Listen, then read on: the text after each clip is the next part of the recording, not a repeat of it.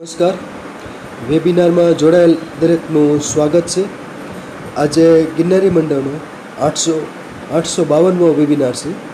આજના વક્તા છે અમદાવાદના વૈદ્ય શ્રી વિનોદભાઈ ઠક્કર સાહેબ, જેઓ આપણને આજે આયુર્વેદના સુભાષિતો અને સૂત્રોનું વિશ્લેષણ ભાગ 11માં આયુર્વેદના કેટલાક સુભાષિતો વિશે વિશ્લેષણ કરશે. વૈદ્યશ્રી વિનોદભાઈ ઠક્કર સાહેબ. વૈદ્યશ્રી વિનોદભાઈ ઠક્કર સાહેબને વિનંતી કે તેઓ પોતાનું વક્તવ્ય હવે શરૂ કરી શકે છે. નમસ્કાર સાહેબ. જય ધન્વંતરી.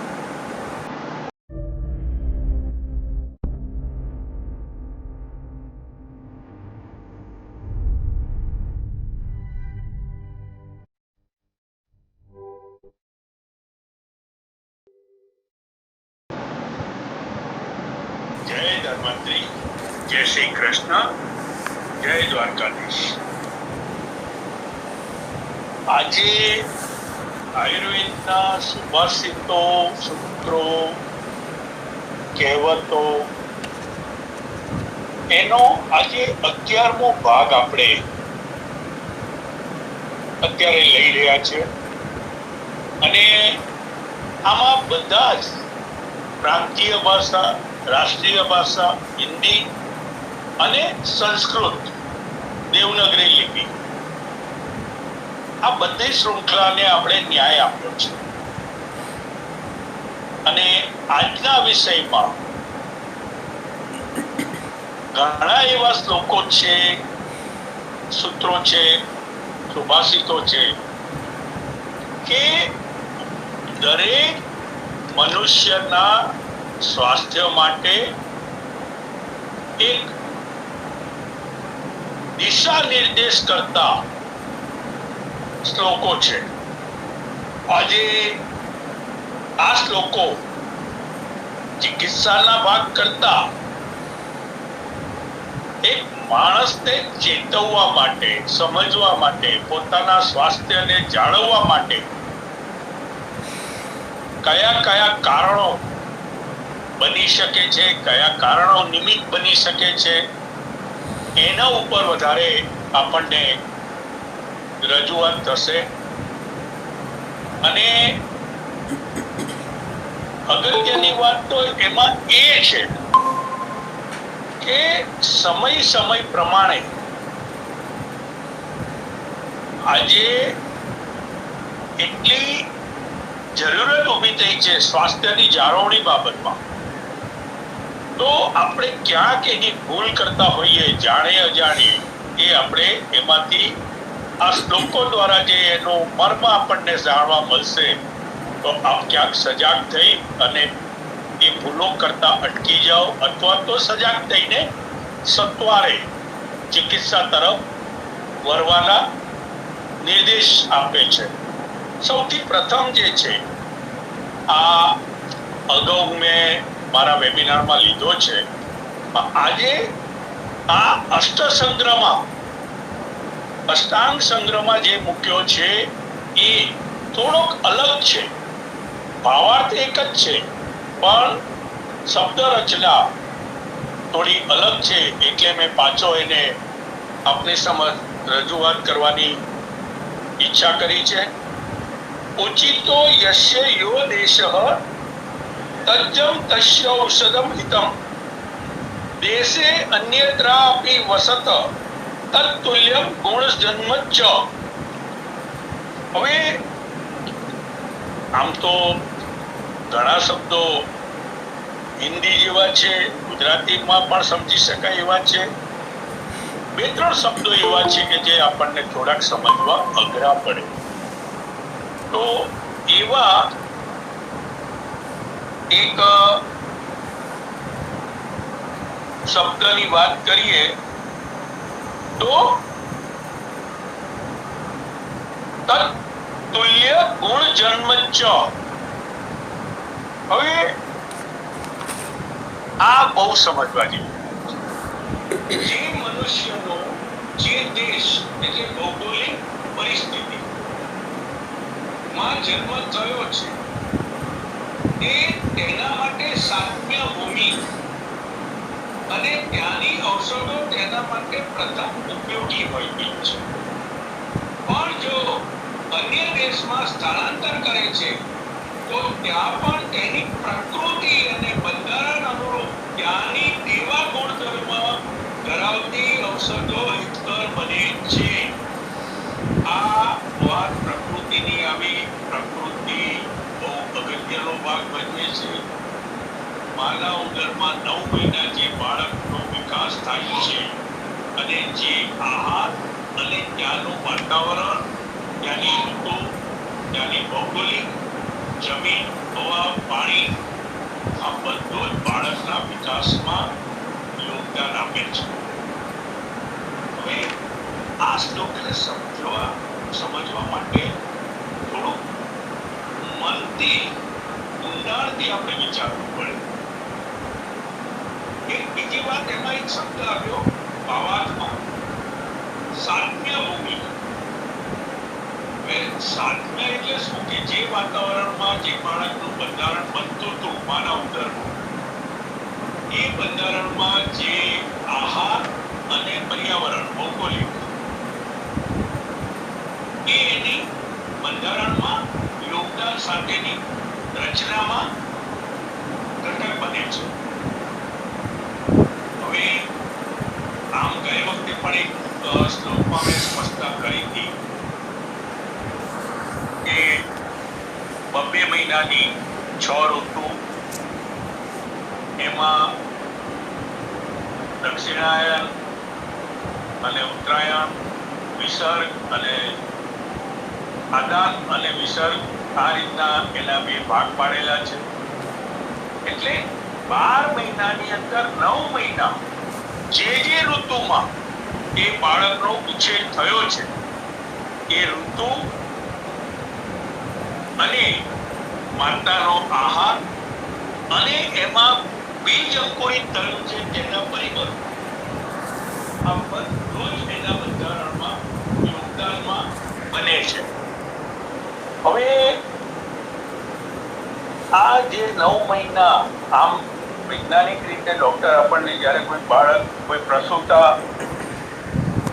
હોય અને એનો સમય જ્યારે એને પ્રસૂતિનો થવાનો છે એનું તે ગણિત માંડે છે, તો એ લોકો એના છેલ્લા ઋતુકાળ, એટલે માનો કે 5 જાન્યુઆરીએ છેલ્લી વાર એ બેન ઋતુમતી થયા, એમને પીરિયડ આવ્યો, એ તારીખથી 280 દિવસ ઉમેરી અને જે તારીખ આવે એ ટેન્ટેટિવ તારીખ ડોક્ટર ગણીને કહેતા હોય છે, ચિકિત્સકો કહેતા હોય છે.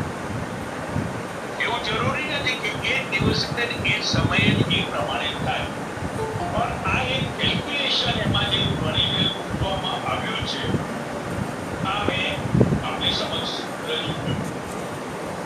હવે એ 9 મહિના દરમિયાન 8 અને 6, 2 મહિનાની એટલે 4, 4.5 ઋતુ 2 મહિનાની જે છે એનો યોગદાન, એટલે ટોટલ 9 મહિના, એમાં 2 એવી રીતના 4 ઋતુ અને અડધી પેલી. પણ પાછલા મહિનામાં, 9મા મહિનામાં એનું યોગદાન બહુ ઓછું હોય છે, એટલે જે અગાઉની 4 હોય છે એનું યોગદાન વધારે હોય છે.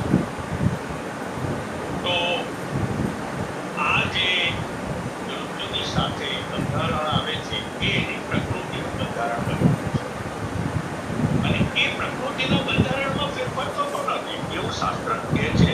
પણ જરાકે એમાં પણ એક વાત કીધી છે કે જ્યારે માણસનો સમય પાકવાનો હોય ત્યારે એની અંદર પરિવર્તન દેખાવાના સારું થાય છે, પણ એ લાક્ષણિક હોય છે જે એને આના પછીના જીવન ચક્રમાં એ બદલાવ સાથેનું જીવન બનવાનું. પણ એ આપણે ગૌણ રાખીએ, કારણ કે એ બહુ ઊંડો વિષય એના ઉપર બહુ ચર્ચા ન કરી. અહીંયા જે કહેવાનું એમનો તાત્પર્ય છે કે માનો કે મરુભૂમિ એટલે વગડાવાળી, પાણી ઓછું, એવી જમીન અને એવા પર્યાવરણમાં બાળકનો ઉછેર થયો છે, તો એનામાં વાયુનું પ્રમાણ થોડું વધારે રહેવાનું. એમાં પણ માતા ગર્ભવતી ક્યારે થયા એ પણ એની સાથે જોડાશે. હવે એ બહારનું વાતાવરણ વાયુ પ્રધાન રહે છે, એ સામે એની માતા પણ જો ખોરાક વાયુ પ્રધાન લે અથવા તો સક્ષમ ખોરાક ના લે, સાત્વિક સંતુલિત આહાર ના લે, તો એ વાયુ પ્રધાન બંધારણ થવાનું. એવી જ રીતના જંગલ એટલે જ્યાં પાણીનું વધારે હોય એવામાં હોય તો કફનું પ્રમાણ વધારે. આ રીતે આખું બંધારણ બને છે બાળક, અને એ બંધારણના આધારે જ એની પ્રકૃતિ બનીને એ બાળક જ્યારે અવતરણ કરે છે, પૃથ્વી ઉપર આવે છે, એ એનું એક કન્ફિગરેશન, જેને આપણે કોમ્પ્યુટરની ભાષામાં કન્ફિગરેશન કહીએ કે એનું બંધારણ કહીએ, એમાં અને એટલા જ માટે આયુર્વેદમાં 8 પ્રકારના રોગોની જે શૃંખલા આપી છે, આ બધું અલગ અલગ રીતે બતાવ્યું છે રોગોની શૃંખલામાં. એમાં જન્મબલ, આદિબલ અને જન્મબલ, આ બે જે શીર્ષકમાં જે બતાવ્યું છે, આદિબલ મેં પહેલા હમણાં થોડી સ્પષ્ટતા કરી કે છેલ્લે જે પરિવર્તન આવે છે ને નવો જન્મ ધારણ કરે છે ત્યારે, એટલે આદિબલ અને જન્મબલ. જન્મબલ એટલે માતાના ઉદરમાં જે રોગ કોઈ પણ કારણોસર બંધારણમાં ક્યાંક વિક્ષેપ કરીને બંધારણ બાંધે છે, એ જન્મબલ કહેવાય. આ બેની ચિકિત્સા શાસ્ત્રોમાં કરવાની કોઈ યોગ્ય માર્ગદર્શિકા બતાવેલી નથી, કારણ કે આ બંધારણમાં આવી ગયું છે. બંધારણ બદલાતું નથી, એનું જ આ પ્રમાણ છે કે આદિબલ અને જન્મબલ. એટલે ઘણા આપણે જોઈએ કે બાળક ઓટિઝમ વાળા હોય, ઢીંગણા હોય, મોટા હોય, આવા અનેક જે રોગો સાથે જે અધૂરો હોઠ હોય, નાક બેડોળ હોય, એક આંખ ના હોય, આ બધું જ બંધારણીય હોય છે. એમાં કોઈ ચિકિત્સા કામ કરતી નથી. જન્મથી બહેરા, મૂંગા જે આપણે જોઈએ છીએ એની ઉપર કોઈ ચિકિત્સા, કારણ કે એ બંધારણ જ એવું હોય. એટલે અહીંયા આ વાત આપણે આ રીતે પણ સમજવાની છે કે, અને કદાચ એમાં કંઈક પરિવર્તન લેવું હોય તો એ જ દેશની ઉગેલી વનસ્પતિ, કારણ કે આયુર્વેદના એક સિદ્ધાંત પ્રમાણે પ્રાકૃત બંધારણ અને પ્રકૃતિની એને જીવાડવા માટેની પ્રકૃતિની સહાય, ધન, ધાન્ય, શાકભાજી, બધી જ પેદાશો પ્રકૃતિની છે. હવે જે દેશમાં એના જ્યાં એ જ દેશનો આબોહવા, એ જ દેશનું ધન ધાન્ય, એ જ દેશની પરંપરા એના માટે સાત્વીય રહે છે. આનું એક સાદું ઉદાહરણ આપું. એ રાજસ્થાન છે, એ રણભૂમિ વધારે છે એમાં, અને ત્યાંનો મુખ્ય ખોરાક દાલ બાટી છે, ચોરમું છે. પણ એ દાલ બાટીને આપણે જેમ દાળ કે કઢી બારોબાર નાખીએ છીએ, એમ ત્યાં બાટી ઉપર ઘી બારોબાર નાખે છે, કારણ કે ત્યાં સ્નેહની જરૂર છે, વૃક્ષ વાતાવરણ છે, વાયુ વાળું વાતાવરણ છે, તો ત્યાંની પરંપરામાં ઘીનું પ્રમાણ સૌથી વધારે લોકો વાપરે છે. અને એટલે જ રાજસ્થાનીની પ્રાસંગિક મીઠાઈઓ હોય કે પારિવારિક રોજિંદો આહાર હોય, એમાં ઘીનું પ્રમાણ વધારે હોય છે. એના ઉપરથી આપણે સમજી શકીએ આચાર્યોએ જે સિદ્ધાંત આપ્યા છે એ સિદ્ધાંત એટલા ઊંડા અને એટલા સૂક્ષ્મ જે આ સિદ્ધાંતોને આપણે સમજીએ ને તો પણ આપણે આપણી સ્વાસ્થ્યમાં શું ફેરફાર કરવાનો છે, સ્વાસ્થ્ય માટે શું ફેરફાર કરવાનો છે એ આપણે વિચારી શકીએ. જંગલ પ્રદેશ એટલે જ્યાં પાણીનું પ્રમાણ વધારે છે ત્યાં તમે જુઓ તો ત્યાંના ખાદ્ય પદાર્થ સૂકા છે. કોદરી, લાંગલી, આવા બધા વૃક્ષ ધાન્યો છે અને એનો આહાર એમાં છે. તો આ જે સૂક્ષ્મ ભાવથી સમજવાનું છે એ આ શ્લોકમાં મેં મારાથી જેટલો પ્રયત્ન થયો આપને ઉદાહરણ સાથે સમજાવવાનો પ્રયત્ન કર્યો છે. અને ત્યાં મધ્ય છે ત્યાં એ પ્રમાણે ઉદાહરણ. ત્યારબાદ બીજો શ્લોક એ પણ એટલો જ અગત્યનો છે અને હું આશા કરું કે આ શ્લોક ઘણીવાર આપણે મિત્તલિયા સાહેબે પણ એકાદ બે વાર કીધેલો છે, બીજા પણ કીધો છે. આ શ્લોક આમ આયુર્વેદનો નથી પણ છતાં આયુર્વેદને સ્પર્શે છે કારણ કે એમાં એક સૂત્ર એમાં આવે છે, અમંત્રમ અક્ષરમ નાસ્તિ નાસ્તિ મૂલમ ન ઔષધમ અયોગ્ય પુરુષો નાસ્તિ યોજક તસ્ય દુર્લભમ. હવે કોઈ પણ શબ્દ મંત્ર નથી એવું આપણે શાસ્ત્ર કહેતું નથી. ઓમ, ખાલી એક ઓમ શબ્દ જો તો ઓમનો પાવર બધાને ખબર છે. આપણા હમણાં 2 દિવસ પહેલા પરમ દિવસે સંજયભાઈ ત્રિવેદી સાહેબે જે શક્તિ આરાધના ઉપર અને પ્રકૃતિની વાત કરીને જે વેબિનાર કર્યો એમાં એક ઓમ, રીમ, ક્લીમ આ એક શબ્દો જ છે, અક્ષર જ છે, પણ એ મૂળ મંત્રના અક્ષરો છે.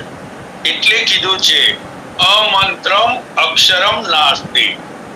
કોઈ પણ અક્ષર મંત્ર નથી એવું ન માનવું જોઈએ.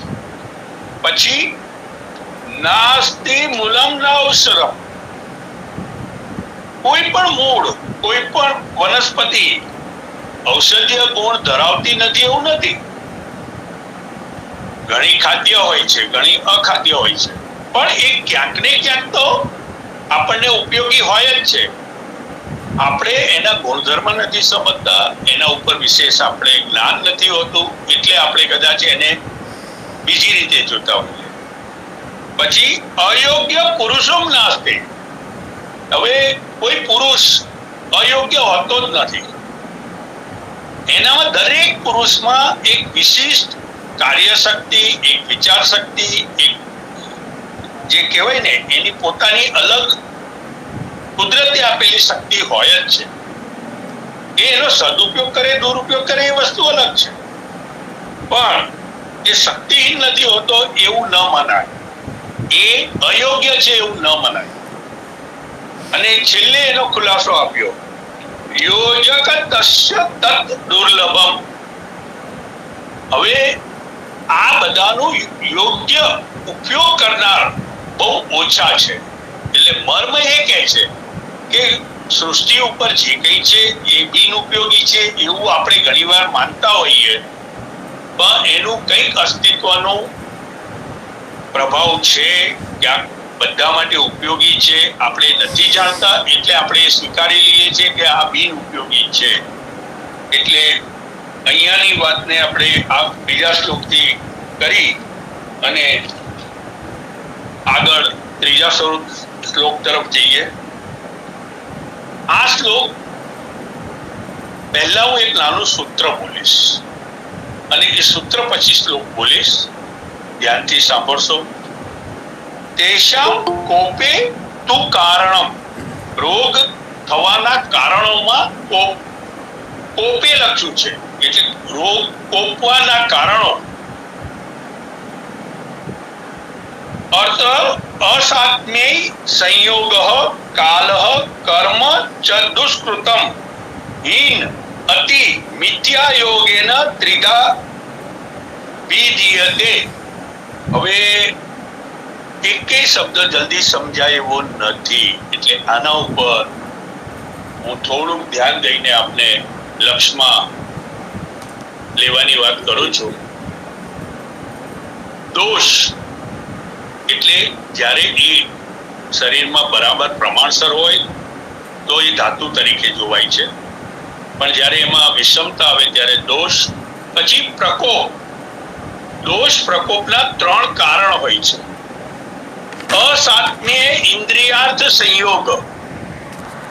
અસાત્મ્ય ઇન્દ્રિયાર્થ સંયોગોનો મતલબ કે મેં જે પહેલો શ્લોક કીધો તો બંધારણમાં સાત્મ્ય અને અસાત્મ્ય.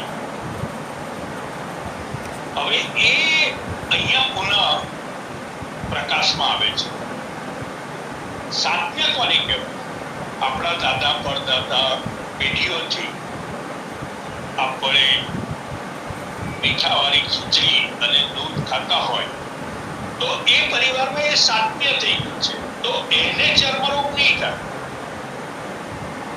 પણ પાછળથી એને પ્રવેશમાં લેવામાં આવ્યો તો એ રોગ રૂપી બની જાય. સાત્મ્યનો મતલબ જે બંધારણમાં આવ્યું છે એ સાત્મ્ય, અને જે બંધારણમાં નથી આવ્યું એ અસાત્મ્ય. આ ટૂંકો અર્થ એનો લઈ શકાય. પછી કાળ, પરિમાણ અને પ્રજ્ઞા અપરાધ. હવે આ વારામાં પણ બહુ ઘણીવાર આપણે ચર્ચા કરીએ છીએ કે ઋતુ કઈ ચાલતી હોય એટલે કાળ કયો ચાલતો હોય એ પ્રમાણે આપણે આહાર આયોજન હોવું જોઈએ. શિયાળામાં આઈસ્ક્રીમ વધારે ખાઈએ તો શરદી થાય, એ જ આઈસ્ક્રીમ ઉનાળામાં ખાઈએ તો ઠંડક આપે છે, ગરમીની સામે રક્ષણ આપે છે. એટલે કાળની વાત કીધી છે. પરિમાણ એટલે માપ. હવે એકાદી આઈસ્ક્રીમ ખાઈએ વાટકો ત્યાં સુધી વાંધો નથી, પણ પછી ભાવતું હોય અને 4 વાટકી ખાઈ જઈએ તો 3 દિવસ પછી એની અસર દેખાય.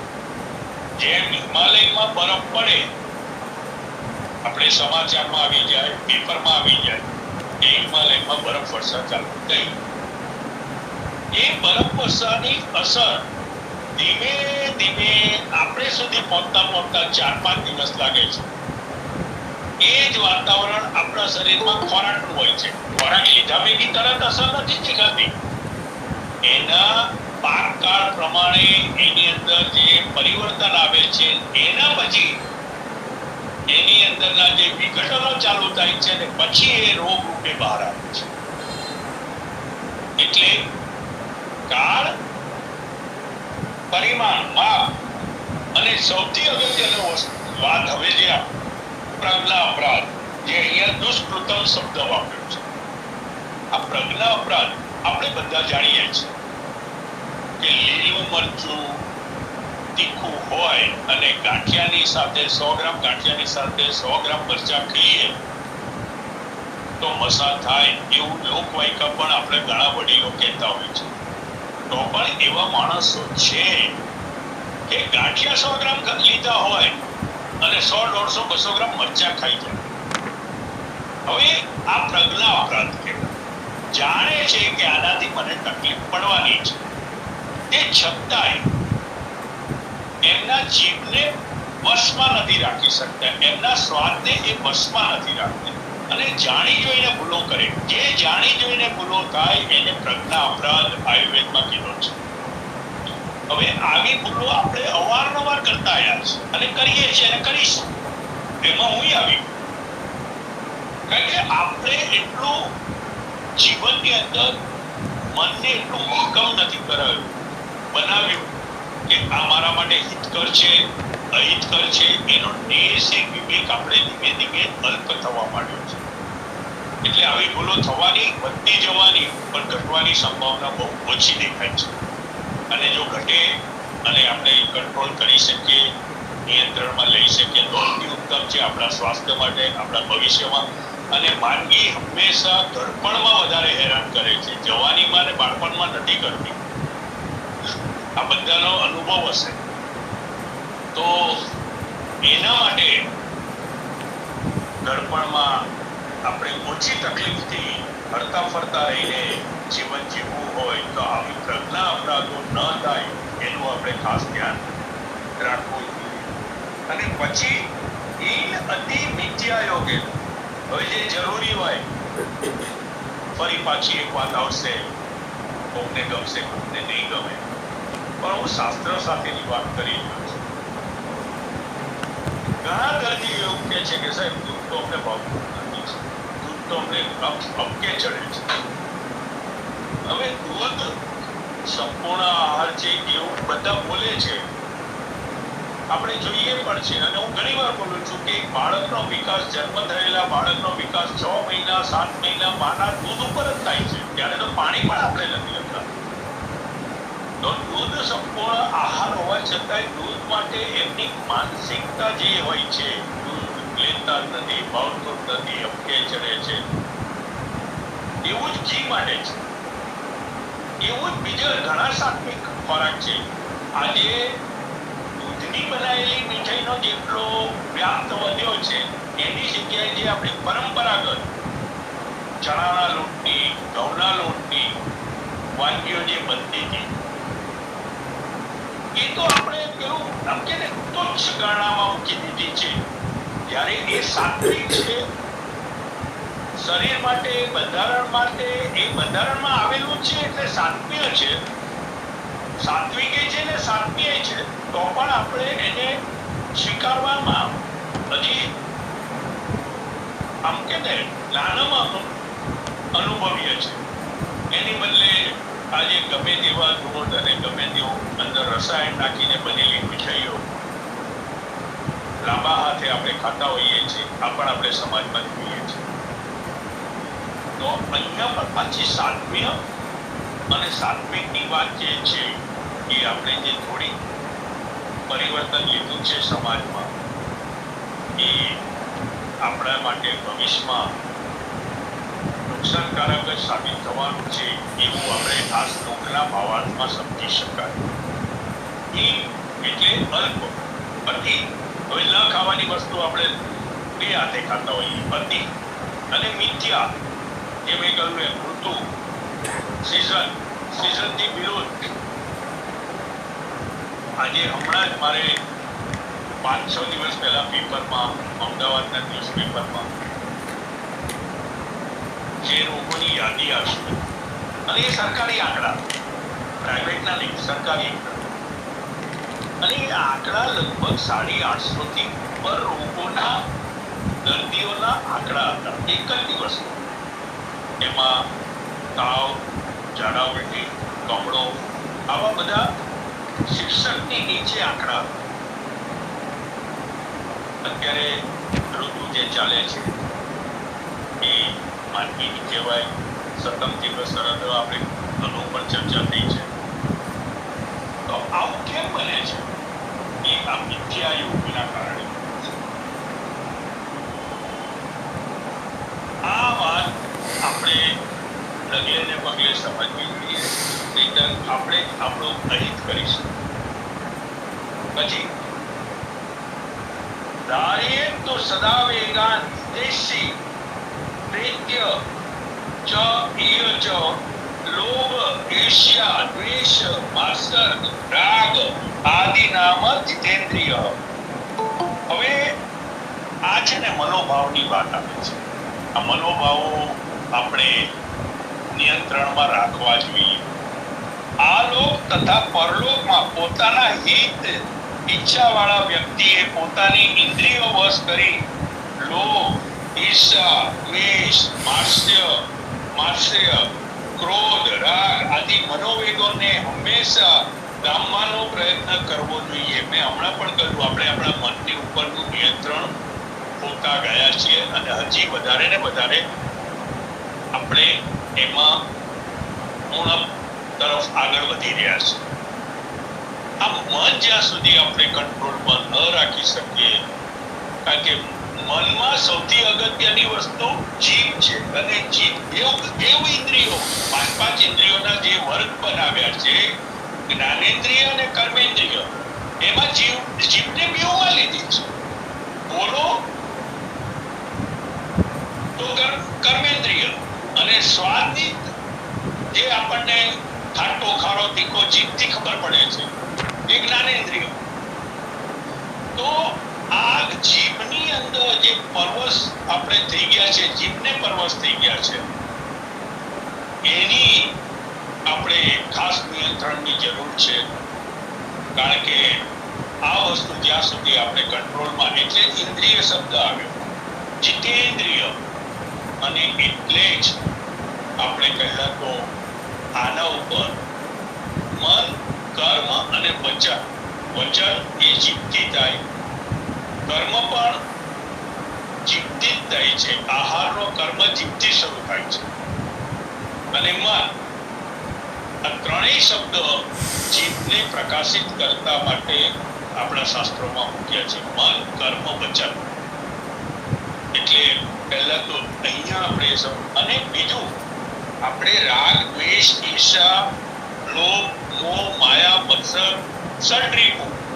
આયુર્વેદમાં સડરીપુ કીધું છે, આમ તો એના બહુ મોટો વર્ગ છે, પણ આયુર્વેદમાં કામ, ક્રોધ, લોભ, મોહ, મદ, મત્સર આવી રીતના 6 ભાગ બતાવ્યા છે. આમાંથી આપણે ક્યાં બાજીએ? કોકને પૈસાનો લોભ હોય, કોઈને પદનો, એટલે આ લોભ, ઈર્ષા, રાગ, દ્વેષ, ગમતું, અગમતું. પછી મત્સર. મત્સર એટલે ચૂડી ચુગલી.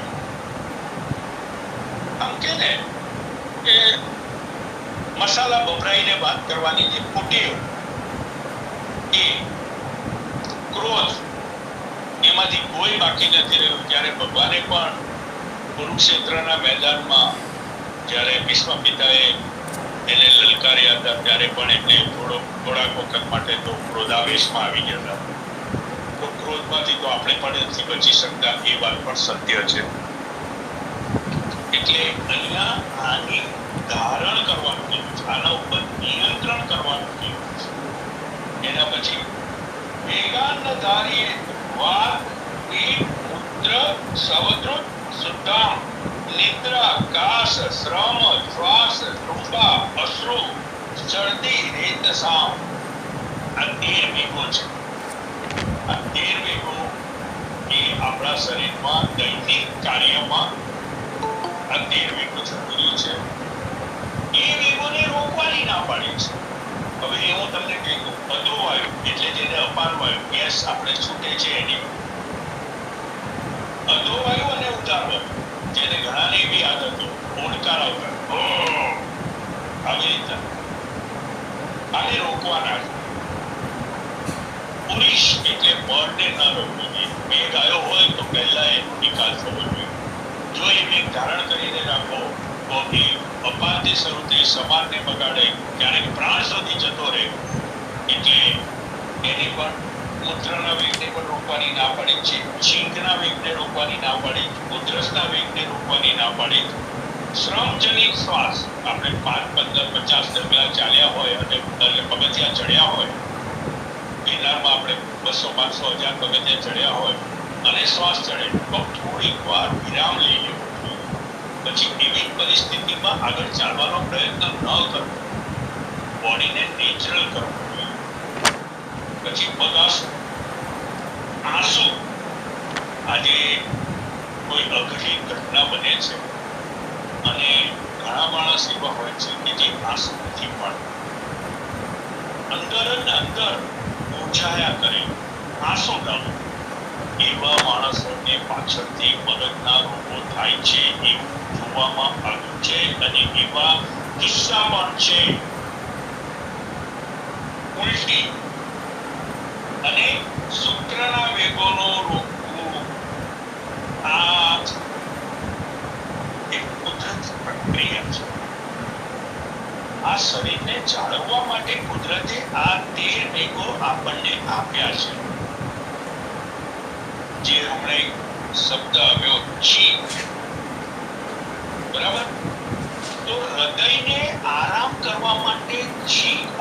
ફાળો ભજવે છે. હવે એને તમે રોકો ને તો હૃદયનું કાર્ય બગડે. એટલે છીંક આવે તો છીંક કાઢવી જોઈએ, નહીંતર હૃદયને નુકસાન. પછી હવે સ્નાન ઉપર છે. સ્નાન અર્ધિત નેત્ર આશ્ય કર્ણ રોગ અતિસારીસુ આત્મન વિનસ અજીર્ણ ભુક્તવત્સુ ચ ગહિતમ. અર્ધિત વાયુ એટલે મોનો લકવા, નેત્ર રોગ, કર્ણ રોગ, અતિશા, મુખ રોગ અને આત્મન ગેસ ગોળોમાં અને ભોજન કર્યા બાદ તરત સ્નાન નહીં કરવું જોઈએ. જો આપણા ઋષિ મુનિઓને આપણે જરૂરત રોજ કરવા જોઈએ, એ તો તેઓ જ હતા. આવું જ્ઞાન આપણને આપ્યું છે કે આવી તમારી રોગની સ્થિતિ હોય તો તમારે સ્નાન ન કરવું જોઈએ. હવે હમણાં જ મેં કહ્યું, આપણે પણ પ્રજ્ઞા અપરાધ કરતા જઈએ છીએ. આ એનું ઉદાહરણ છે કે મોનો લકવા થયો હોય, નેત્ર રોગ હોય, કર્ણ રોગ હોય, અતિસાર બહુ જાડા થતા હોય, મુખ રોગ હોય, આદમન એટલે ગેસ ગોળો અને ભોજન કર્યા બાદ તરત સ્નાન ન કરવું જોઈએ. આનું કંઈક તો કારણ હશે. બહુ લાંબો વિષય છે, પણ આટલામાં ઘણો ઇશારો કર્યો છે. આમાં ઘણું બધું આપણને ઈશારા આપણી ભૂલો સુધારવાની સાંકેતિક રીતે આ શ્લોકો આપણને કંઈક ને કંઈક માર્ગદર્શન આપે છે. પછી સ્નાન માટે બીજો પણ છે.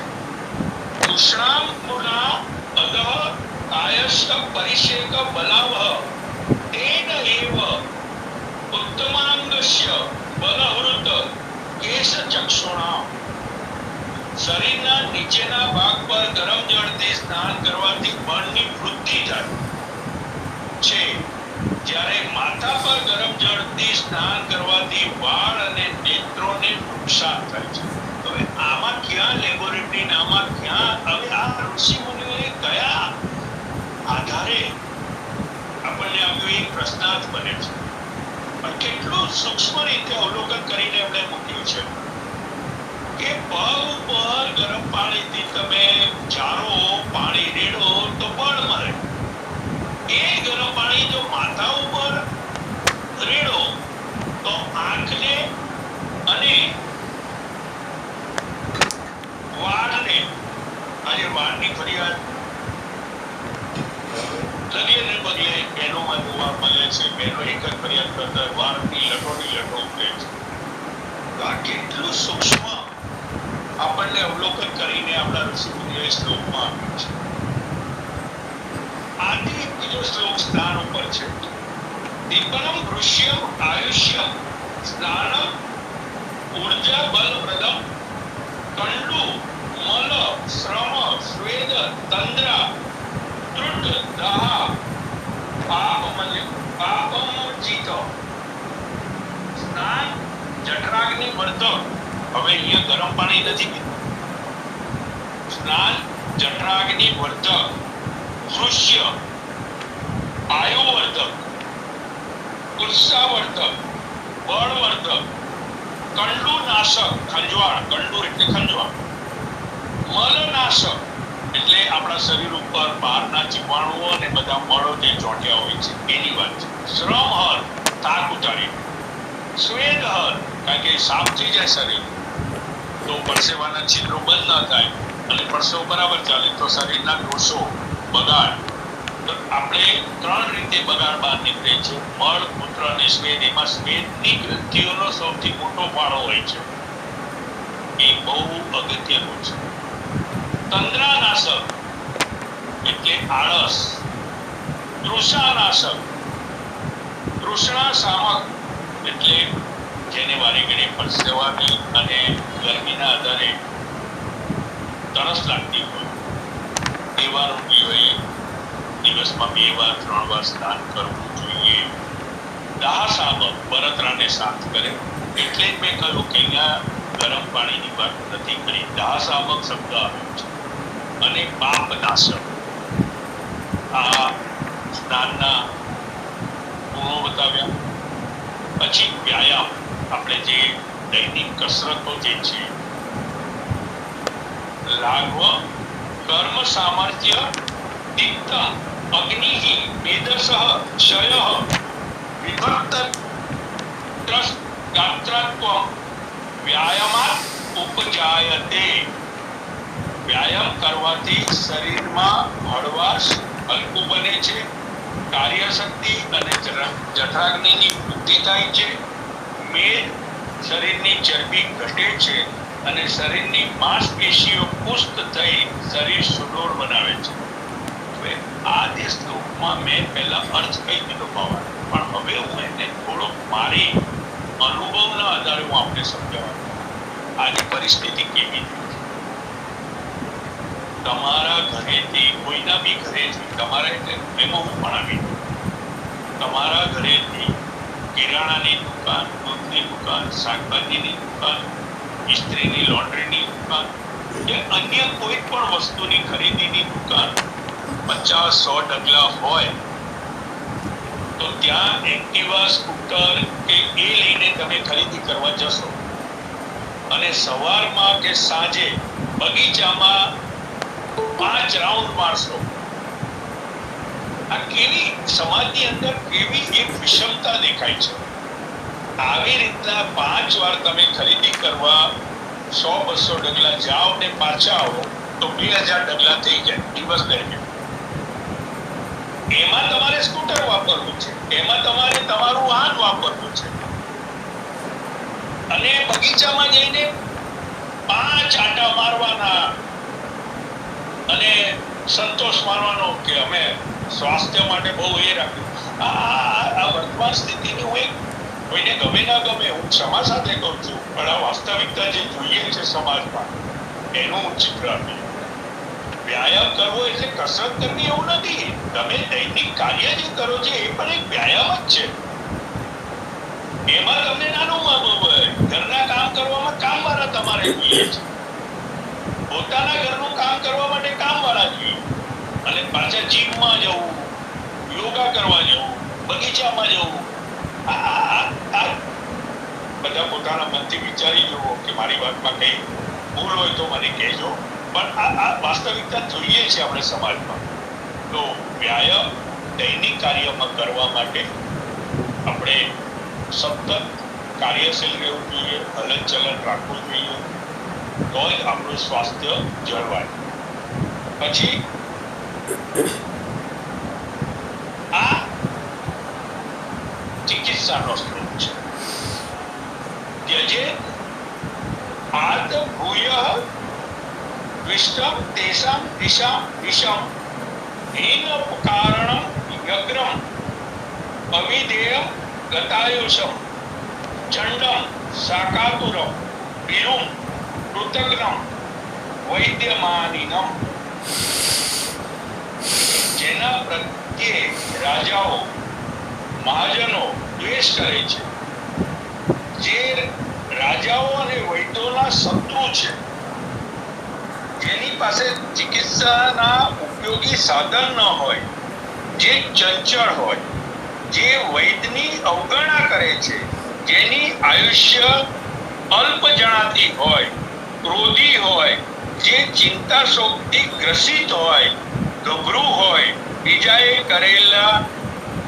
કરેલ મદદને તૃણા કરતો હોય, પોતે વૈદ ન હોવા છતાં વૈદ સમજતો હોય, આવાની ચિકિત્સા વૈદ્યોએ ન કરવી એવું શાસ્ત્ર કથન છે. આ મેં શાસ્ત્રનો શ્લોક કીધો છો, હું મારો મનગળત વાત નથી કહેતો, શ્લોકના સંદર્ભ સાથે કીધો છે. પણ આની અંદર જેટલી વાતો કરીને એ બહુ મનન કરવા જેવી છે. આપણે સમાજમાં અમને પણ આવા શબ્દો સાંભળવા મળે છે અને હું બોલું તો એમાં ખોટું બી નથી, કારણ કે સાંભળવા મળે છે એ જ વાત મારે રજૂ કરવાની છે કે ઊંટ વૈદ, વૈદ, હકીમ, ખત્રે, જાન આવા શબ્દો સાંભળવા મળે છે. એમાં સમાજનો કોઈ વાંધો નથી, પણ જ્યારે પૂર્ણ જ્ઞાન ના હોય, નિદાનનું જ્ઞાન ના હોય, રોગની ઓળખનું જ્ઞાન ના હોય અને થોડું ઘણું કંઈક આપણે બીજેથી ક્યાંકથી મેળવેલું જ્ઞાન હોય અને આપણે કોકને ચિકિત્સક વૈદ તરીકેની સલાહ આપીને એને યોગદાન આપવા કરતા હોઈએ તો આ આપણે ભલે આપણી ભાવના સારી છે, કોકને મદદ કરવાની ભાવના છે, પણ જો સીધું ઉતર્યું તો સારું, પણ જો ઊંધું ઉતર્યું તો જે દર્દીને, જે વ્યક્તિને તમે દવાની મદદ કરી છે અને તમારા જ્ઞાનની મર્યાદાને રાખીને, ધ્યાનમાં રાખીને તમે જે કરી છે એ જો ક્યાંક એને અનુકૂળ ન આવી તો એ દર્દી વધારે હેરાન થાય. આ વાત એકલી સમાજ સેવા ન કરવી એ સંદર્ભમાં નથી કહેતો, પણ જો કરવું હોય તો એનું જ્ઞાન આપણે પૂર્ણ રૂપે રાખીને કરવું જોઈએ. અને જો આપણને ન સમજ પડતી હોય તો હાથ જોડવામાં નાનમ ન રાખીએ. બીજું, સમાજની જે બધા માણસોની વાતો કરી, એવા કેવા માણસો તો જેનું આયુષ્ય અલ્પ હોય, ક્રોધી હોય, વૈદની અવગણના કરતો હોય, જે ચિંતા અને શોકથી ગ્રસિત હોય, ચિંતા બડી અભાગની તન સો ખાય, હવે એવાને દવા લાગુ ન પડે. પછી જે રાજદ્રોહી હોય, આવા જે માણસો છે એને શાસ્ત્રએ વૈદોને ચિકિત્સા કરવાની સૂચન કર્યું છે કે આવાની ન કરવી. બીજાએ કરેલા ઉપકારનો એની કૃતજ્ઞતા પણ ના રાખે. એવા માણસોને તો એ તો સમાજને દોષ. અગાઉ એક બીજો શ્લોક છે જેમાં ચોર ને આવા દુષ્કર્મ કરતા માણસોને એની પણ ચિકિત્સા કરવાની ના પડી છે. એટલે આ હકીકતમાં વૈદો માટેનો છે, પણ મેં એટલા માટે કે આ શાસ્ત્રમાં આવું કીધું છે એટલે થોડું ધ્યાન પડે લોકોનું. હવે ભોજનના ક્રમની વાત છે. અદ્યાર્થ દ્રવ્યમ ગુરુ સ્નિગ્ધમ સ્વાદો મંદ સ્થિરમ પુરઃ વિપરીત મત સ્વાર્થે મધ્યે અમ્લ લવણ ઉત્કટમ. જમતી વખતે સૌથી પહેલા પચવામાં ભારે હોય તેવો સ્નિગ્ધ, મંદ, સૌમ્ય ભાવવાળો, સ્થિર એટલે ગાઢો અને પચવામાં ભારે પદાર્થો ખાવા, ભોજનની વચમાં ખાટા, ખારા, રસવાળા પદાર્થો ખાવા અને છેવટે પૂરા, તીખા અને કડવા રસવાળા પદાર્થો ખાવાનો ક્રમ બનાવ્યો. અને આપણી દરેક પ્રાંતની પ્રણાલી જો તો આ પ્રણાલીથી બધા આહાર લેતા હોય છે. પણ જ્યારથી નવા જમાનાના ફેરફારો આવ્યા છે ત્યારથી માંદગીનું પ્રમાણ વધ્યું છે, એ પણ આપણે જોઈએ છીએ. એટલે આમાં પણ જે આપણે કરી છે એ સુધારવાની જરૂર છે. પછી ઊંઘ વિશે જે વાત કરી છે, નિદ્રાયકમ સુખમ દુઃખમ પુષ્ટિ કાશ્યમ બલાબલમ પુરુષતા ક્લિપ્તા જ્ઞાન અજ્ઞાને દ્વિધમ ન ચ. સુખ દુઃખ પુષ્ટતા, દુબળાપણું, બળવાનપણું, નિર્બળતા, પુરુષત્વ, નપુંસકતા, જ્ઞાન શક્તિ અને જડતા તેમજ મનુષ્ય આયુષ્ય, આ બધું માણસ યોગ્ય અથવા અયોગ્ય પ્રમાણમાં નિદ્રા ઊંઘ લે છે તેને આધીન છે. રોગો આવવાનું એક કારણ અલ્પ નિદ્રા કીધી છે. આપણે 24 કલાકમાં 16 કલાક મહેનત અને 8 કલાક નિત્યકર્મ અને ઊંઘ માટે બતાવેલી છે. હવે અત્યારના જીવનમાં 12-1 વાગ્યા સુધી જાગવું અને સવારે જો થોડાક ધર્મ અને એની રીતે જોઈએ તો 5-6 વાગે ઉઠવું, તો આ નિદ્રા જે સમ્યક નિદ્રા ન લેવાથી પણ રોગો આવે છે. હવે આ કારણ જલ્દી પકડાતું નથી હોતું. અને એક વાત આપણા બધાના અનુભવની પણ વાત હશે કે કોઈ દર્દી તાવનો હોય, કોઈ ગંભીર માંદગીમાં હોસ્પિટલમાં એડમિટ કર્યા હોય, ચિકિત્સકના અંદરમાં એની ચિકિત્સા થતી હોય અને આપણે એની ખબર જોવા જઈએ તો સગાવાલા એમ કે માંડ હમણાં ઊંઘ આવે છે, આપણે એમને ઉઠાડવા નથી અને આપણે તે સ્વીકારી લીધું છે, બરાબર છે.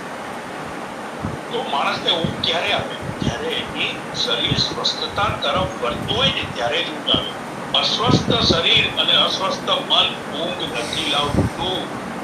એટલે ઊંઘનું અલ્પપણું, માનસિક તણાવ, અને એ માનસિક તણાવ આખા શરીર ઉપર અસર કરે છે. એવી જ રીતના રોગનું, તનના રોગોનું પણ મન ઉપર અસર કરે છે. એમાં પણ ઊંઘ નથી આવતી. કોઈ અકસ્માતે કોઈનું હોસ્પિટલમાં દાખલ ભરતી કરવાની થઈ અને અકસ્માતમાં એની ટ્રીટમેન્ટ ચાલતી હોય, એની પીડાના આધારે ઊંઘ નથી આવવાની. ભલે ડોક્ટર ગમે તે ઇન્જેક્શન આપે પણ નથી આવતી. આ અનુભવની વાત છે, સત્ય વાત છે. એટલે ઊંઘ એ સ્વાસ્થ્ય માટે અનિવાર્ય છે, જરૂરી છે. અને નિદ્રા સારી રીતે ન આવે તો દુઃખ, તૃષ્ણા, દુર્બળતા, કેવ્ય, અજ્ઞાન અને જીવનનો હાસ થાય છે. માટે સારી ઊંઘ લેવાય તેવી કાળજી રાખવી આ શ્લોકની અંદર બહુ ભારપૂર્વક કીધું છે. અને રોગો બતાયા, કેવા કેવા રોગો, આ બધા રોગો ગંભીર છે. તો ઊંઘનું મહત્વ પણ બતાવ્યું છે. પછી રાત્રિ જાગરણથી થતું નુકસાન.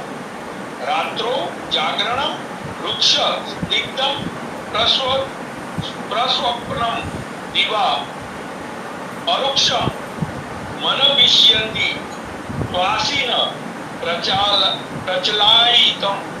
રાત્રે વધારે જાગવાથી વૃક્ષતા વધીને દોષો વધે છે. દિવસે ઊંઘવાથી શરીરમાં સ્નિગ્ધતા વધવાથી કફના વિકારો થાય છે. અને એટલા જ માટે દિવા સ્વપ્ન,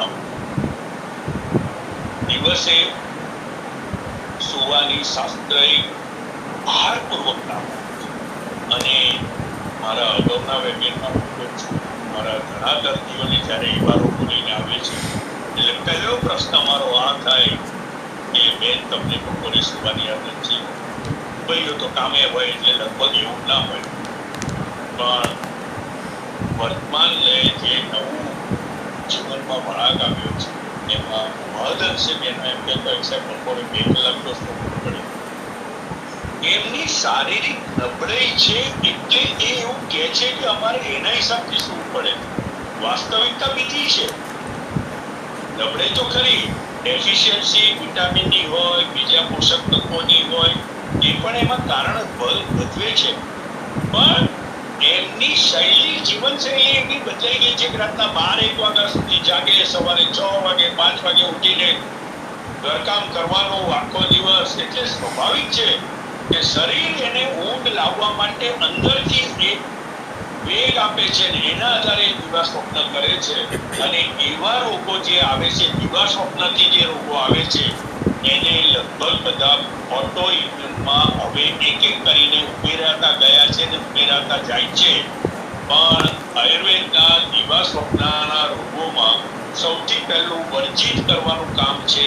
આ તમે દિવસના સુવાની આદત જો હોય એ બચી નાખો તો તમે આપોઆપ વગર દવાએ 30-40% રોગ મુક્તિમાં ઘેર બેઠા કોઈ દવા વગર 30-40% લાભ લઈ લેશો. જો તમારી આ આદત હોય તો, ન હોય તો અતિ સારું છે.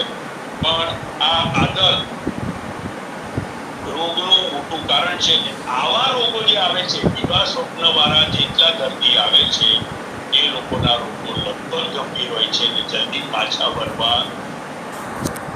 વરાતા નથી. એમાં લાંબી મહેનત માંગે છે, લાંબુ પથ્યપાલન કરવું પડે છે અને સૌથી અગત્યની વાત, દિવા સ્વપ્ન બંધ કરવું જોઈએ. હવે એવી જ રીતના ઉપવાસની વાત પણ છે. વિમલે ઇન્દ્રિયતા સર્ગો મલાના લાગવા રુચિ શુદ્ધ ધૃત સહોદય શુદ્ધ હૃદયોદ્ગાર કંઠતા વ્યાધિ માર્દવ ઉત્સાહ તંદ્રાનાશચ લંઘિતે, આંખ વગેરે બધી ઇન્દ્રિયો નિર્મળ થાય, મળમૂત્ર પોતપોતાના માર્ગે સારી રીતે જઈ શકે, શરીર હળવું ફૂલ લાગે, શરીરની કાંતિ સારી થાય, તેમજ પોતાના કામ કરવામાં તથા ભોજન વગેરેમાં રુચિ થાય, ભૂખ અને તરસ લાગે, મળ ગંધ વિનાનો આવે, હૃદય છાતી અને ગળામાં મોકળાશ તથા સ્વચ્છતા લાગે, રોગ હોય તો તેનો જોર ધીમે તેવું લાગે અને ઉત્સાહ લાગે, આળસ દૂર થાય, આ લક્ષણો સારી રીતે થયેલા ઉપવાસ લંઘનના છે. હવે અહીંયા એ વાત આપણે વિચારો, એક લંઘન જે હતું એ આ અતિ દોષો જે શરીરમાં વધ્યા છે એને હળવા કરવા. પણ અત્યારે બે પ્રકારના આપણે લંઘનના પ્રકાર જોઈએ છે. ઘણા લોકો પોતાના શરીરની સ્વસ્થતા ન હોય અને લાંબા ઉપવાસ કરે છે, તો એ ધર્મની રીતે કદાચ એ માને છે કે મારું આ કરવું જોઈએ, મારે આ કરવું જ જોઈએ, હું ધર્મને માનું છું એટલે મારે આ કરવાનું છે. પણ એનામાં પહેલેથી અલ્પ દોષો તો છે જ, એમાં એ વધારે એની મર્યાદાથી વધારે લંઘન કરે, ઉપવાસ કરે, તો એનું શરીર વધારે મોડું પડે. એટલે એની મર્યાદા બતાવી છે કે જ્યારે તમને ભૂખ સારી લાગે, તરસ સારી, મળમૂત્ર વિસર્જન બરાબર થાય, શરીરમાં હલકાપણું થાય, એટલા સુધીનો ઉપવાસ કરવાનો શાસ્ત્ર પણ કહે છે, આયુર્વેદ પણ કહે છે અને ધર્મશાસ્ત્ર પણ કહે છે. પણ અતિરેક કરીને જ્યારે મર્યાદાથી બહાર વધારે તમે લંઘન કરો તો એ શરીરને એક તો અલ્પ દોષો હોય છે, એફિશિયન્સી ઘણી બધી ઉણપ હોય છે, શરીરમાં ઘણા ઘટકો ઘટવા માંડ્યા હોય છે, અને એમાં વધારે ને વધારે જો લંઘન કરો તો એ શરીરને ફાયદાની બદલે નુકસાન કરતા હોય છે. માફ કરજો, કદાચ મારી વાત કોઈને ન ગમે, પણ હું ધર્મનો વિરોધ નથી કરતો, પણ શાસ્ત્રએ જે આપણને દિશા બતાવી છે એનો મેં પ્રકાશ પાડ્યો છે. મારે ધર્મ સાથે કોઈ જ એ નથી. ધર્મ બધાએ પોતાની રીતે પાળવાનો હક છે અને જેમાં માનતા હોય એને પાળવું પણ જોઈએ, પણ સાથે શરીર સારું હશે તો ધર્મ તો આપણે પાડી શકીશું, પણ શરીર જ અસ્વસ્થ હશે તો ધર્મની વ્યાખ્યાને પણ આપણે નહીં પાડી શકીએ. એટલે આટલું ખાલી મારાથી કહેવાય એવું છે તો મેં કીધું છે. એ છતાં હું પુનઃ આપની પાસે ક્ષમા પ્રાર્થના કરું છું કે મારો કોઈ ધર્મ સાથેનો વિરોધ નથી, આયુર્વેદ શાસ્ત્રની વાત છે એટલે મેં થોડું રાખી. પછી આની વાત અહીંયા આપણે ધર્મની અને આયુર્વેદ ધર્મને આદર ભાવ સાથે જુએ છે. નીતિ નિયમો પણ જે આપણને બતાવ્યા છે એ ધર્મને સાથે રાખીને જ બતાવ્યા છે.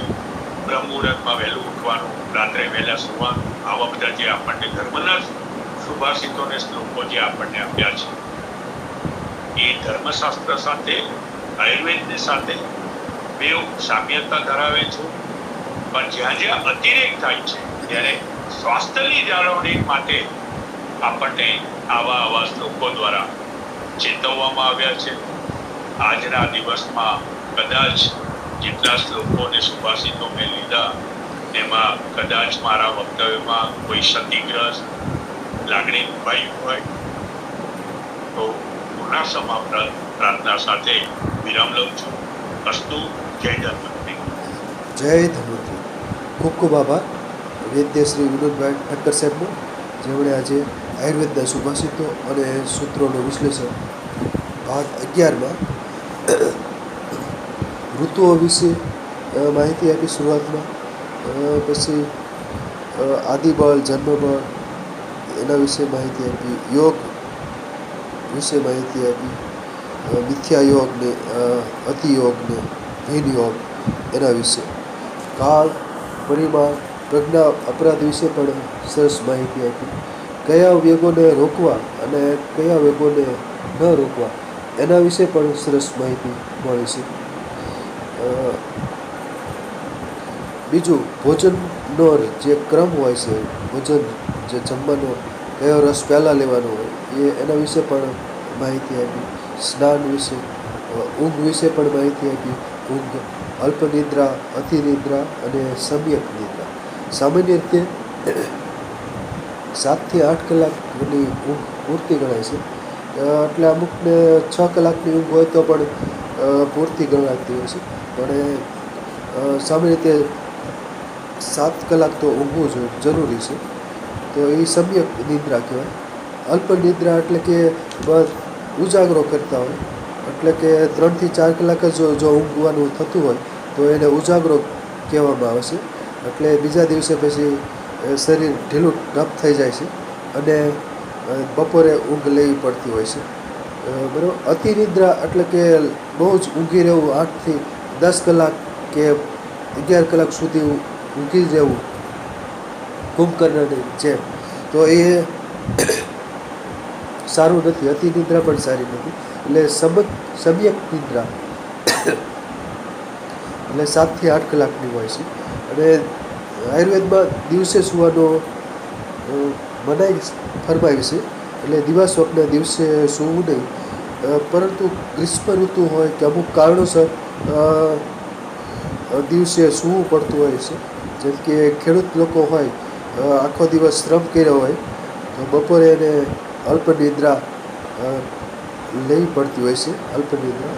અને એ સિવાય બીજું કે વામકુક્ષી પણ અમુક લોકો કરતા હોય છે, અડધો કલાક ડાબા પડખે થવાનું. તો ખેડૂત લોકોએ, મજૂર લોકોને તીવ્ર ગરમી સામે કામ કરવાનું હોય છે. એટલે એને બપોરની નિદ્રા 1-8 કલાક લઈ લેતા હોય છે. અને છેલ્લે ઉપવાસ, લંઘન વિશે પણ સરસ માહિતી મળે. સરસ વક્તવ્ય. ખૂબ ખૂબ આભાર વૈદ્ય શ્રી વિનોદભાઈ ઠક્કર સાહેબ. સરસ. જય ધન્યવાદ. જય ધન્યવાદ.